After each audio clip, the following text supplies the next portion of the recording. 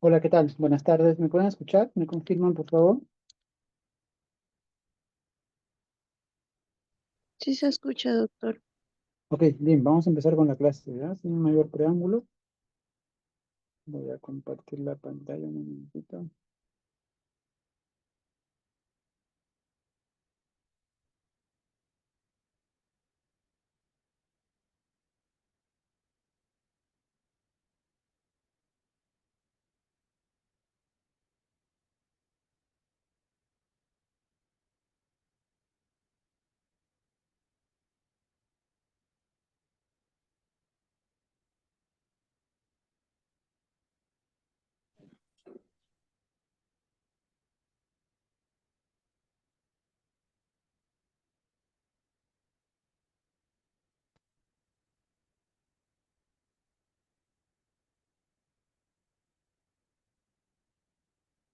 Ok, ¿pueden ver la pantalla? Sí, ¿no? Sí, doctor, sí Sí, se ve. doctor, sí se ve. Bien. Muy bien, este tema es fiebre reumática. En realidad ya lo tengo dictando hace años, pero en realidad no ha cambiado ese tema, ¿no? Así que son las mismas diapositivas. Bien,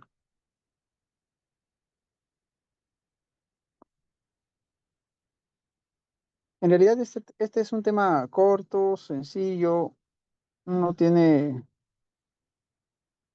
no tiene tanto. No tiene tanta complejidad realmente, pero sí tienen que entender algunos términos, tienen que entender la parte de la prevención, sobre todo porque ustedes sí van a ver este tema.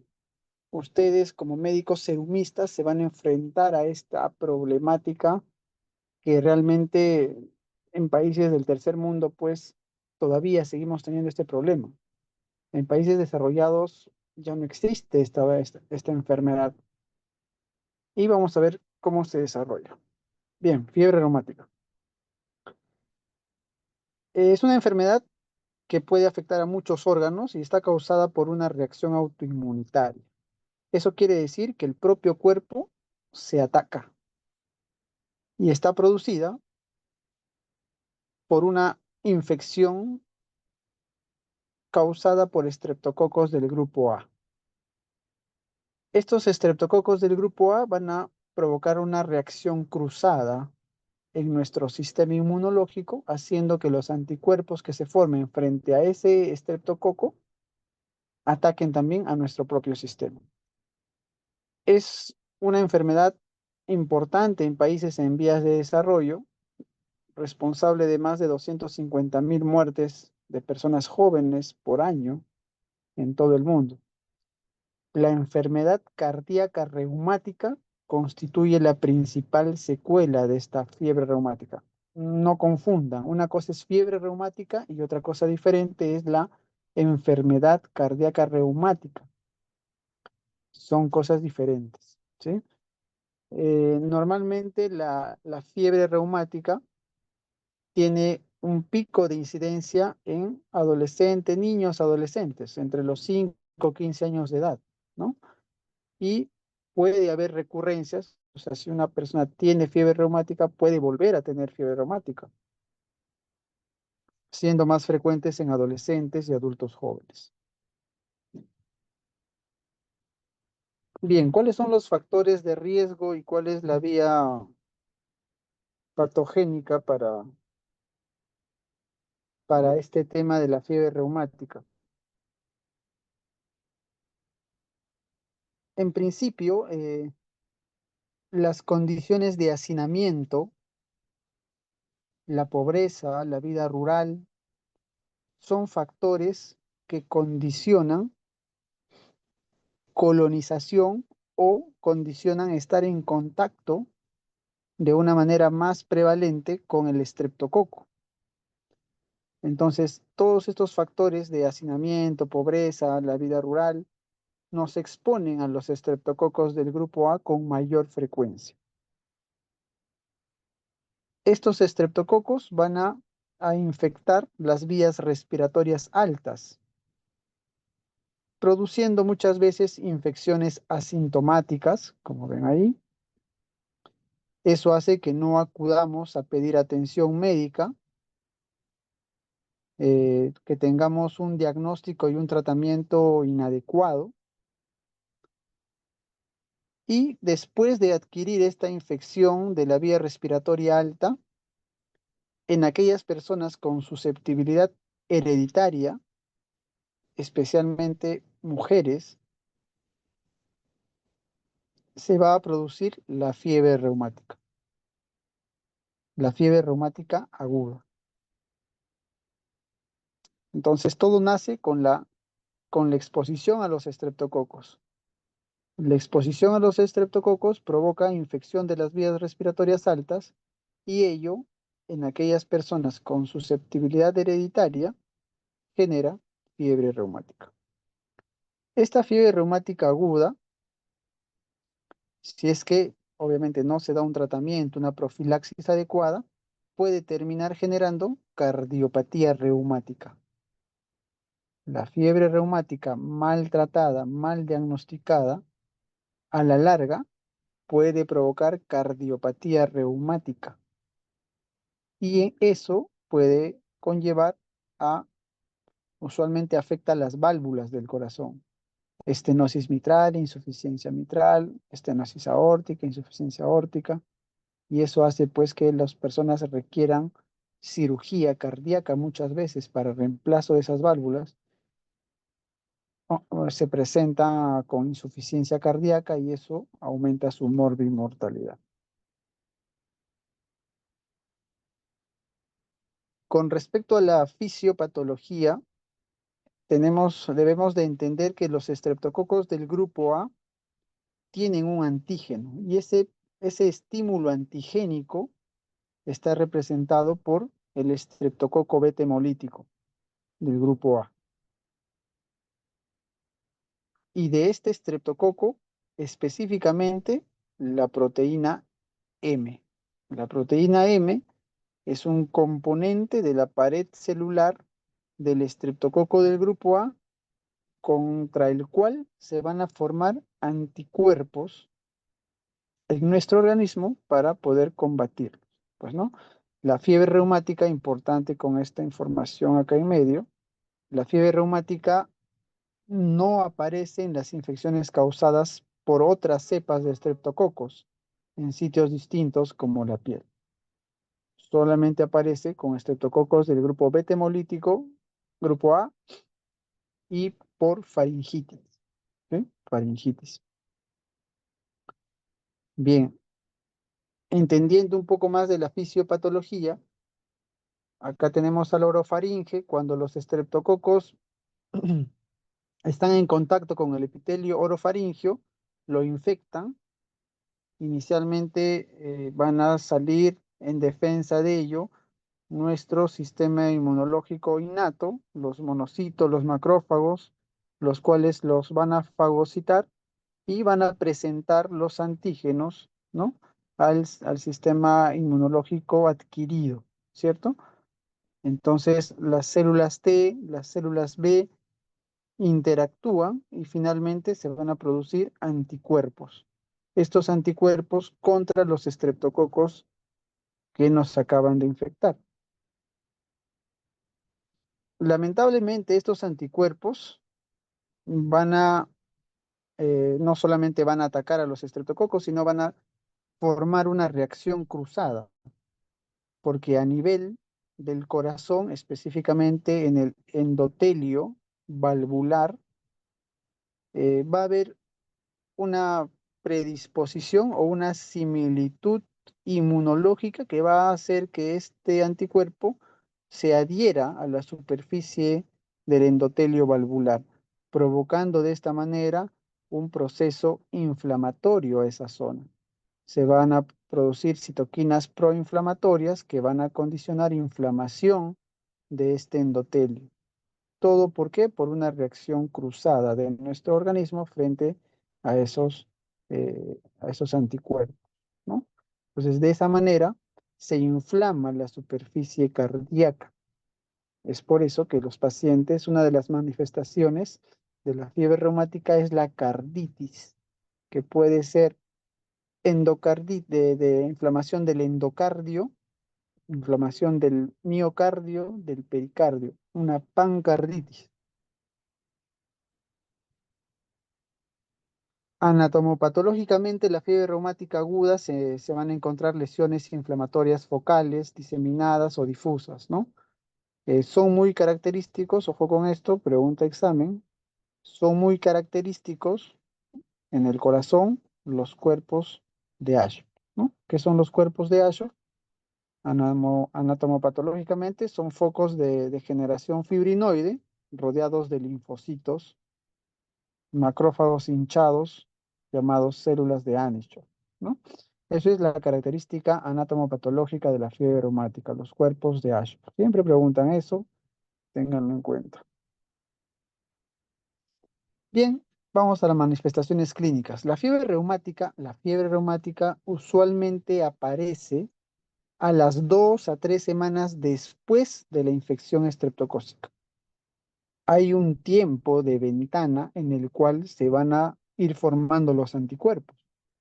¿Por qué no es inmediato? Porque justamente tenemos que formar los anticuerpos y eso suele demorarse 2 a 3 semanas.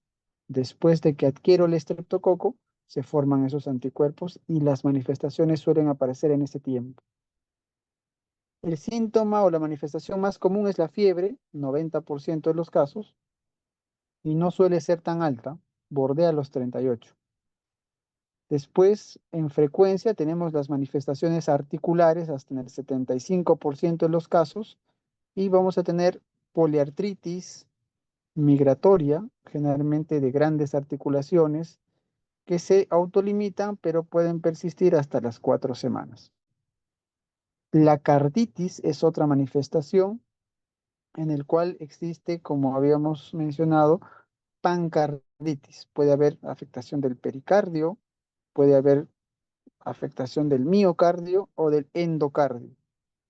El compromiso endocárdico se va a presentar como una valvulitis, ya que el endotelio de la superficie valvular es la que se afecta con mayor frecuencia, generando regurgitación valvular que puede ser leve a moderada en la mayoría de los casos. Sin embargo, eh, es diagnosticado clínicamente en el 50-70% de los casos. Esta carditis es diagnosticado clínicamente en el 50-70% de los casos y es subclínico hasta en un 20%. La válvula mitral es la más afectada, seguida de la válvula aórtica. Ojo con eso. Cuando inflama el endotelio valvular, la mitral es la más afectada, seguida de la aórtica. Y la carditis severa,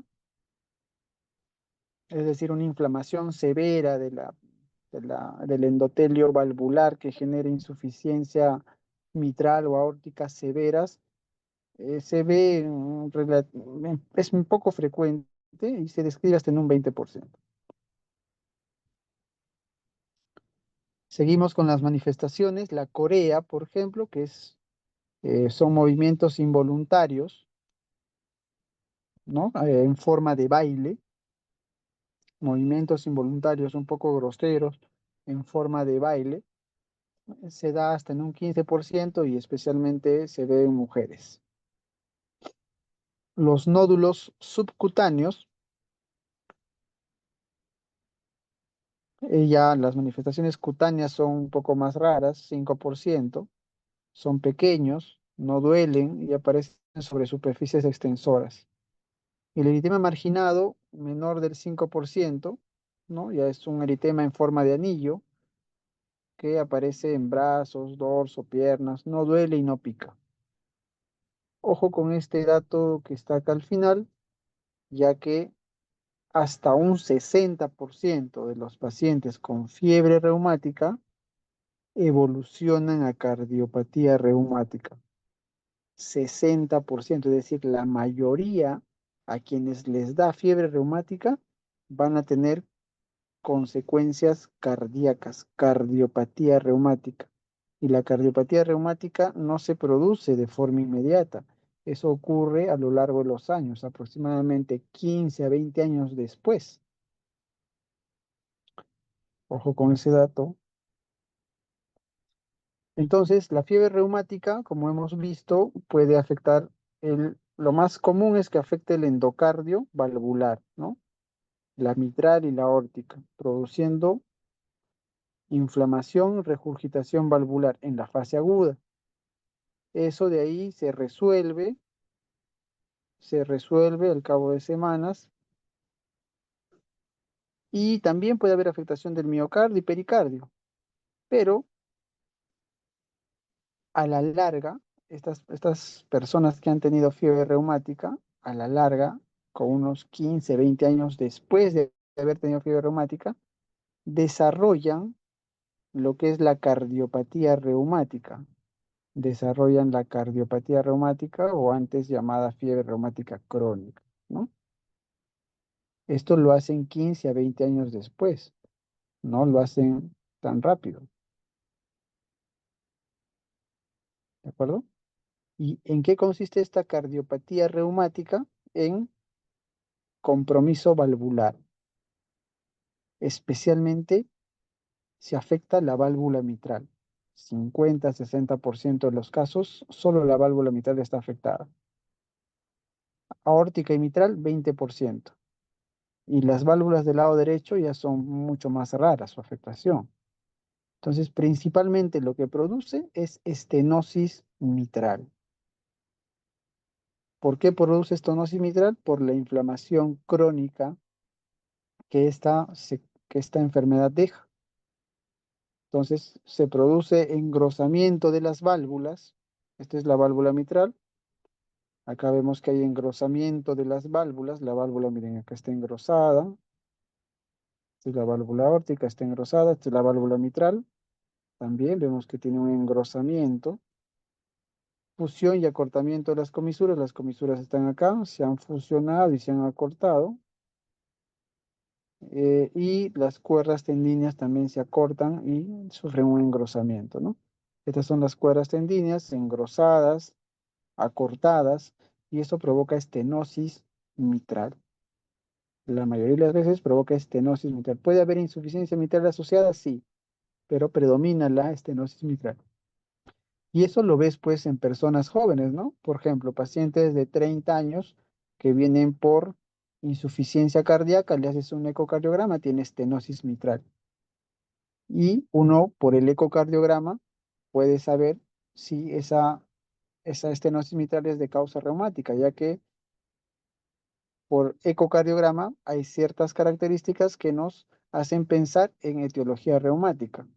Entonces tú le preguntas al paciente, ¿usted ha tenido fiebre reumática? Y por ahí de repente se acuerda y dice, sí, me dio fiebre reumática cuando tenía 15 años. Entonces, más o menos a los 15 años le dio fiebre reumática, 15 años después está debutando con cardiopatía reumática. ¿De acuerdo? Para hacer el diagnóstico de fiebre reumática, ahora estamos hablando de fiebre reumática, ¿sí? El tema es fiebre reumática. En realidad no existe una prueba definitiva para el diagnóstico. Debe basarse en las manifestaciones clínicas típicas junto con datos de infección previa por estreptococo del grupo A. Y para poder evidenciar la infección previa por estreptococos del grupo A, para lograr una evidencia de que ha estado infectado por estreptococo del grupo A, debo de pedir o cultivo de frotis faringio o las pruebas serológicas como el ASO y la antiDNasa, que son anticuerpos, ¿no? Que hemos formado para los estreptococos. ¿De acuerdo? Entonces, con esa evidencia, ya sea por cultivo o por prueba serológica, tengo la evidencia de la infección previa por estreptococos. Ahora, para el diagnóstico se crearon unos criterios, los famosos criterios de Jones, que fueron modificados el año 2015 de acuerdo al nivel de riesgo que tenía la población. La población nuestra, Perú, es una población en riesgo moderado alto. ¿Por qué? Por las condiciones de hacinamiento, de pobreza que aún tenemos en el país, ¿no?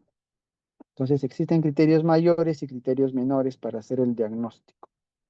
Los criterios mayores tenemos que el paciente tenga carditis, ya sea clínica o subclínica, es decir, inflamación usualmente del endotelio valvular y eso produce insuficiencia en la mayoría de los casos, insuficiencia mitral o insuficiencia mitral y aórtica.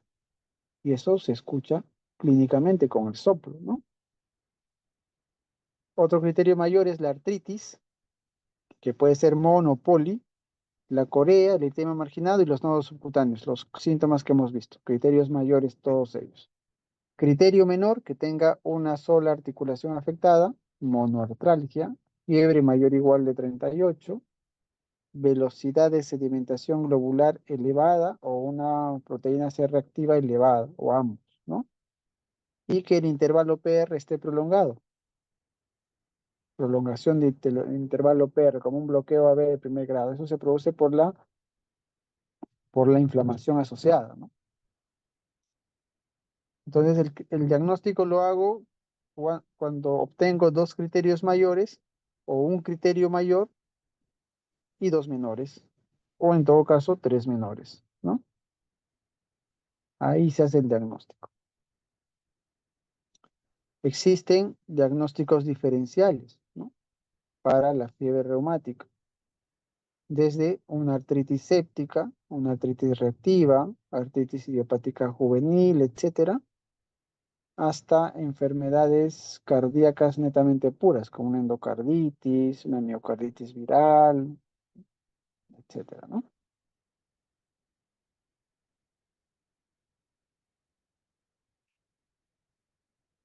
Bien, este esquema se ideó para, de alguna manera,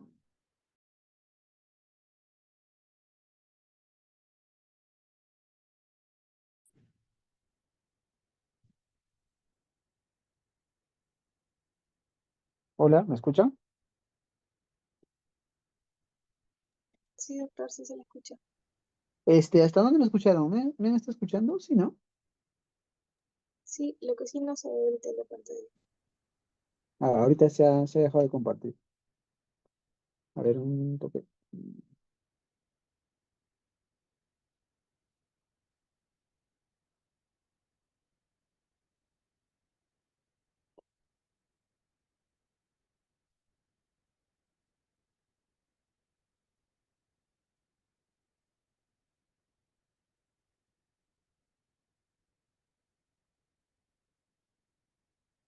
Ya, pueden ver, ¿verdad?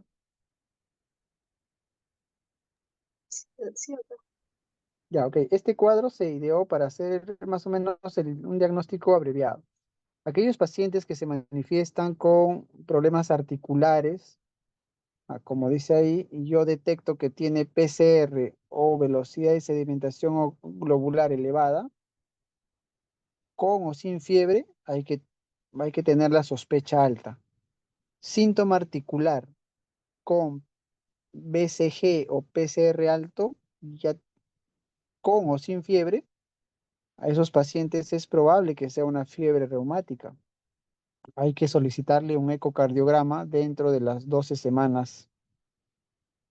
Y si ese ecocardiograma muestra alteraciones, la válvula mitral o aórtica tienen regurgitación con o sin cambios morfológicos sugestivos de carditis aguda, el diagnóstico está establecido. Pero si en ese tiempo, en el ecocardiograma, no hay compromiso, ya tengo que pensar en detectar la enfermedad basándome en los criterios de Jones. ¿Sí? Bien, y la última parte es con respecto al tratamiento, ¿no? Para dar el tratamiento, tengo que tener en claro tres objetivos. Si esta enfermedad es provocada por un bicho, tengo que erradicar el bicho. Si el paciente viene con síntomas articulares, fiebre, obviamente tengo que calmarle los síntomas, ¿no? Y en tercer lugar, y tal vez lo más importante, es que debemos de reducir el riesgo de que esto progrese a una enfermedad reumática crónica o cardiopatía reumática. Debemos, en la medida de lo posible, reducir el riesgo de que eso suceda. ¿Y cómo lo vamos a hacer? Vamos a revisar.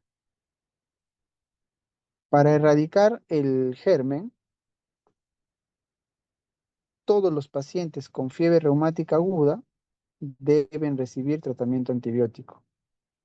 Todos. Tratamiento de elección, penicilina. Penicilina. Amoxicilina en esa dosis o penicilina G benzatínica intramuscular, ¿no? 1,2 millones de unidades en dosis única intramuscular o 600.000 unidades si es que pesa menos de 27 kilos.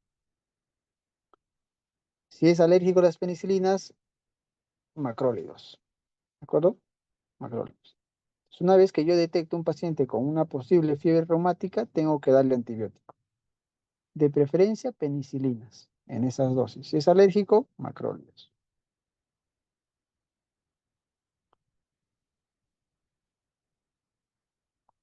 Con respecto al punto 2, alivio de los síntomas. Para aliviar los síntomas, está descrito que los AINES tienen un efecto, una eficacia alta. Aspirina o ácido acetilsalicílico, ¿no? En esa dosis. Naproxeno también es posible darlo. Y usualmente este tratamiento con AINES, usualmente lo mantenemos por 1 a 4 semanas, ¿no? Dependiendo de cómo vaya mejorando los síntomas del paciente, ¿ya? Y finalmente, y creo que es la parte más importante, cómo reducimos la progresión de la enfermedad hacia la cardiopatía reumática, cómo vamos a reducir ese riesgo. En realidad se han hecho algunos estudios con corticoides, pero la evidencia actual es discrepante. Unos estudios van a favor y otros estudios no han demostrado nada. Así que usar corticoides para disminuir el riesgo de progresión hacia cardiopatía reumática no está demostrado fehacientemente. Sin embargo, los AINES sí, como son parte de la terapia sintomática antiinflamatoria, se ha considerado por mucho tiempo que tiene el mayor potencial para reducir la progresión a la cardiopatía reumática. Sin embargo, no hay estudios a gran escala que lo hayan demostrado. Claro, hay una hipótesis de que este problema de la fiebre reumática progresa hacia la cardiopatía reumática porque hay un proceso inflamatorio crónico que deja la exposición a estos estreptococos, ¿no? A los anticuerpos formados. Entonces, este proceso inflamatorio crónico se, se piensa que es el responsable de que 15, 20 años después de tener fiebre reumática aguda, tengas la cardiopatía reumática, que afecta principalmente las válvulas del lado izquierdo, principalmente la válvula mitral, generando estenosis, estrechamiento, ¿sí? Entonces, los AINES son, digamos, los medicamentos que mejor evidencia tienen, entre comillas, mejor evidencia, ya que por esta hipótesis inflamatoria que se piensa, ¿no? Bien, entonces, ahora hablemos un poco de prevención. ¿Cómo vamos a prevenir de forma primaria? En realidad no depende mucho de nosotros, bueno, en parte sí, pero más depende de del gobierno, de las políticas de Estado y todo ello, ¿no? Comprende eliminar los principales factores de riesgo de la infección, tales como hacinamiento, infraestructura, higiene, etcétera, ¿no? Y cuando tengamos una infección por estreptococo del grupo A, debemos de dar un tratamiento completo y oportuno. Ojo aquí con lo que está en rojo. Si el tratamiento con penicilina se instituye dentro de los primeros 9 días de iniciada la odinofagia, se previene la mayoría de los casos. La mayoría de niños que ustedes van a ver en su serum van a venir, el tipo de consulta más común es la faringitis. La consulta más común en su serum va a ser faringitis, ya sea en niños, en adultos. Es la causa más común de consulta. Entonces, a todas esas faringitis, como nosotros en nuestro serum no tenemos medios de cultivo, no tenemos un laboratorio equipado para pedirle algún examen adicional que demuestre que esa faringitis sea bacteriana, lamentablemente tenemos que darle antibiótico a todos, a todos. Y el tratamiento con penicilina es el tratamiento de elección. Si tú lo instituyes dentro de los primeros 9 días de iniciada la odinofagia, se previene la mayoría de los casos de fiebre reumática, ¿no? En lugares con alta prevalencia de fiebre reumática y cardiopatía reumática, pero no se dispone de diagnóstico microbiológico de faringitis, las directrices de atención primaria señalan tratar a todo paciente con faringitis con penicilina. Esto último de acá, ténganlo en cuenta porque eso va a ser su chamba. Eso va a ser el trabajo que ustedes van a tener que hacer cuando estén en su serum. Prevención primaria de fiebre reumática. Todos hay que darle penicilina, todos los que tienen faringitis, sobre todo los niños, ¿no? Porque el pico de incidencia de esta enfermedad está entre los 5 y los 15 años. Entonces, a ellos preferentemente, déanle su antibiótico. Doctor, pero la resistencia a antibiótico, el uso irracional, déanle antibiótico. Es mejor pecar por exceso que por defecto en estos casos. ¿Sí? Bien. Entonces, dándole antibiótico, ustedes van a prevenir fiebre reumática. La fiebre reumática no la, perdón, claro, van a prevenir fiebre reumática. Y si evitas fiebre reumática, evitas cardiopatía reumática. Ustedes ya no van a ver cardiopatía reumática. Quien lo va a ver somos nosotros, los cardiólogos vemos la cardiopatía reumática. Pacientes jóvenes, como les comenté, 30, 40 años con estenosis mitral. En casos severos vienen con estenosis mitral, estenosis aórtica. Y ustedes saben que la estenosis mitral es severa, provoca dilatación de aurícula izquierda, provoca fibrilación auricular, provoca formación de coágulos en la aurícula izquierda y muchas veces esos pacientes, 30, 40 años, vienen porque de repente debutan con un embolismo cerebral, con un ACV isquémico, ¿no? Joven, 30, 40 años, ACV isquémico, extenso, grande. Le hacen la historia, le hacen el ecocardiograma por protocolo. Sorpresa, tiene estenosis mitral severa, fibrilación auricular. ¿Y de dónde viene eso? Ha tenido fiebre reumática. A los 10, 15 años le dio fiebre reumática. Y si no se acuerda, como la mayoría de las veces, muchas veces no nos acordamos o no nos diagnostican, podemos igual saberlo por las características ecocardiográficas de esa válvula. La válvula mitral reumática tiene ciertas características ecocardiográficas y podemos decir esto ha sido causado por una fiebre reumática. Entonces, esto de la cardiopatía reumática ya ustedes no lo van a ver, pero tienen que prevenir, pues desde donde van a trabajar, desde sector primario, ¿no? Bien. Y la prevención secundaria, ya cuando a alguien le ha dado fiebre reumática, hay que evitar que le dé otra vez. Hay que evitar que le dé otra vez, porque si le da otra vez, el riesgo de que tenga cardiopatía reumática es mucho mayor.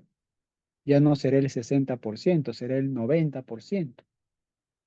Y la prevención secundaria se va a basar en este cuadro. según la Asociación Americana del Corazón.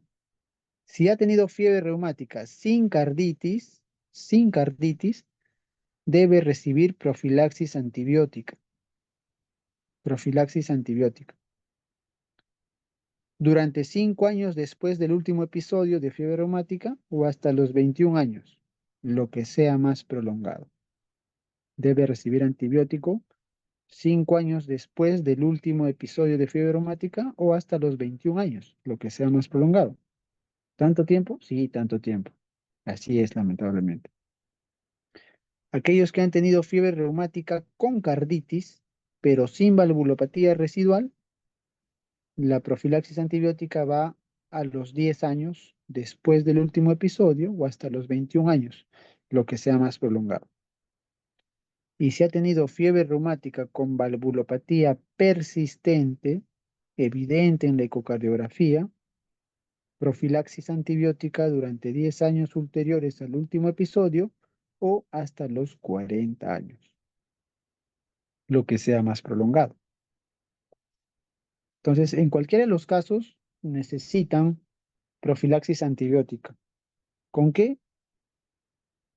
Con penicilina.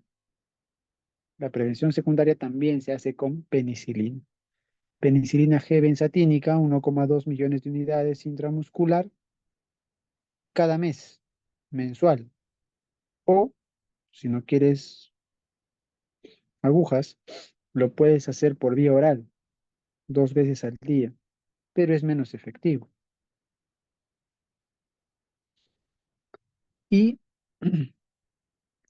en alérgicos tenemos la opción de darle macrólidos, ¿no?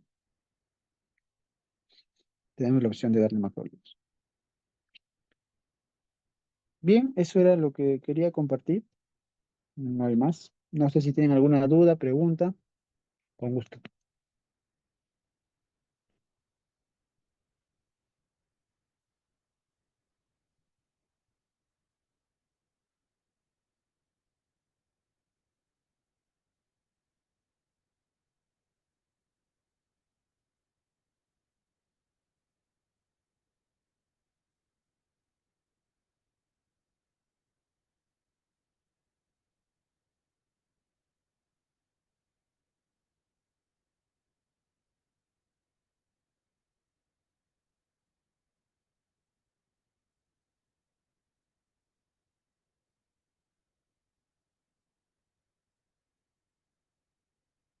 ¿Todo claro? ¿No hay preguntas?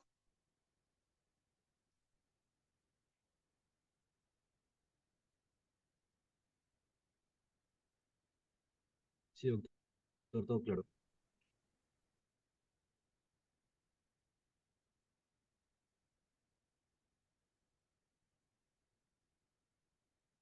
Bien, hay algunas cosas que se han resaltado durante la exposición.